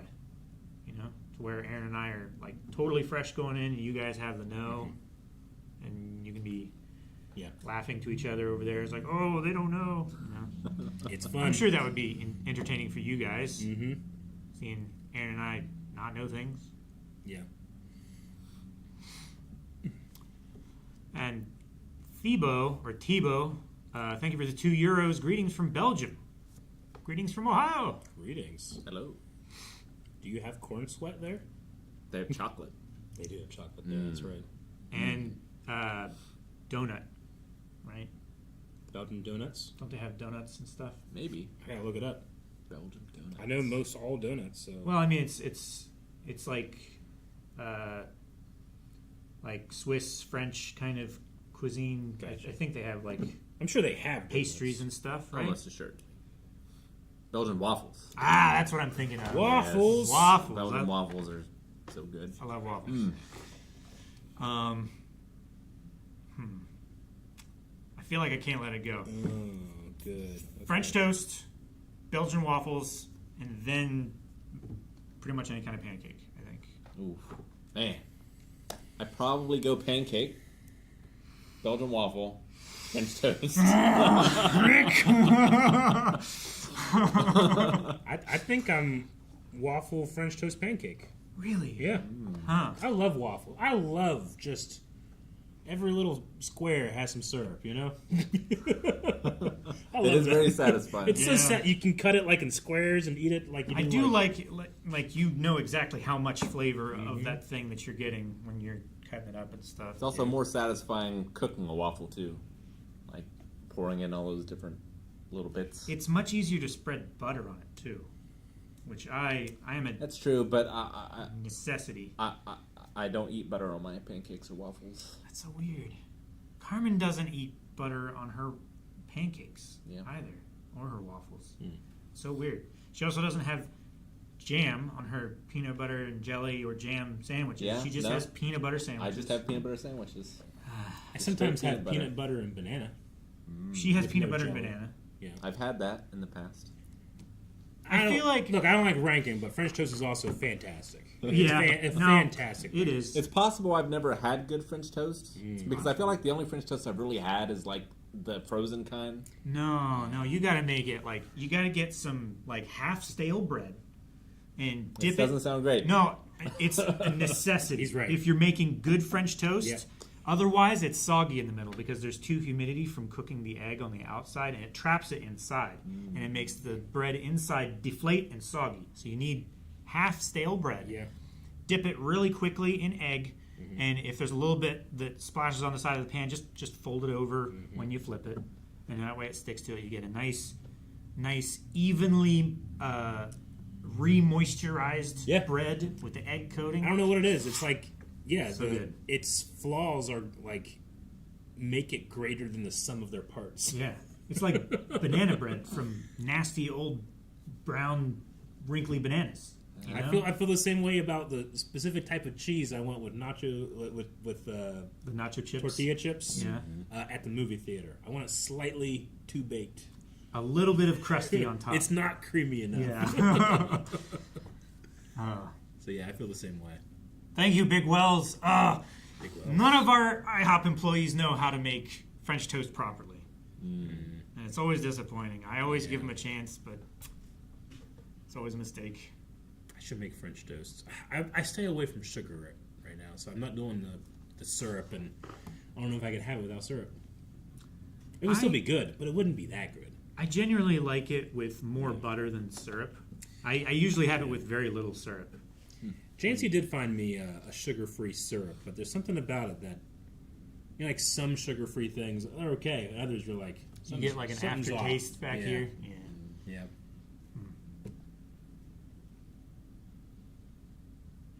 I was gonna make a point before the French toast thing happened, and I forget what it was. Just instantly was sucked back into ranking culture. I know. It's much easier with food. Well, while you're thinking, we can look at bits and donations we might have missed. I think you guys got them all. Are there any memes? There's, I believe, let me double check. There's only like... We'll Oh, double check while he's the checking names. that, I remembered it. Yeah. What is the standard for how much effort to how delicious a food is? Because I think the grilled cheese sandwich is borderline for how much effort to how good something is. I get what you mean. And I feel like you brought it up earlier, and that's what made me remember. Banana peanut butter sandwich is just above the deliciousness to effort factor. I agree. I think everything benefits from some toasting.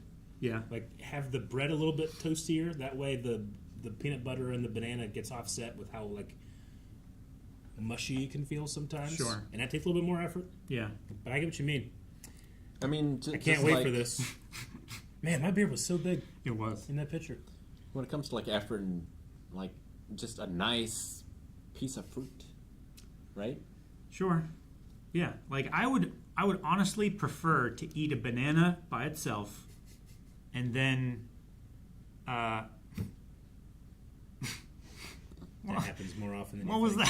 that? I love that. Yep. Banana by itself and just a peanut butter sandwich, then slicing up the banana and spacing it evenly on the peanut butter sandwich. Especially if it's toasted, because you got to toast the bread. You got toast to your wait peanut for butter it. sandwich? Spread the peanut butter on, which the peanut butter is going to be a little bit more runny because the toast is hot. You know, I can't get it as thick as I like it on there, which is part of the reason why I have to have peanut butter and jelly sandwich, because you need a little bit of moisture so it's not so, like, stick to the roof of your mouth. Right. And then by the time you get to the banana, like, I gotta peel the banana too. Damn. Hey, we're going to end with Arrow to the Face's message. This is cool. Happy July 31st. As of today, I have officially graduated with my master's degree. Awesome. Congrats, Arrow. It took 8 months longer than expected, but the journey is done. Been with you all since freshman year of high school. 10 years is a long time and a lot has changed, but I am happy to still be around the community and having fun. Now I have more time to be active again since the last few months have been whooping butt. I bet. Blessings. Thank you so much, Arrow. Congratulations. Huge Masters. congrats to you. That's an awesome Master achievement. Arrow. Yeah. I don't know how it works, but I'm happy you got it.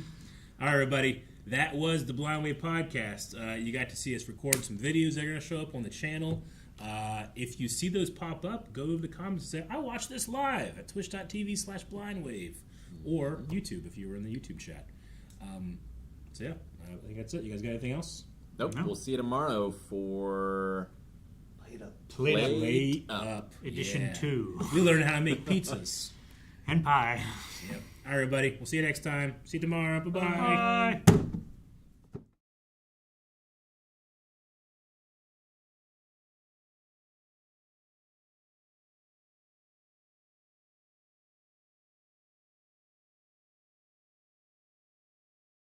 Bye.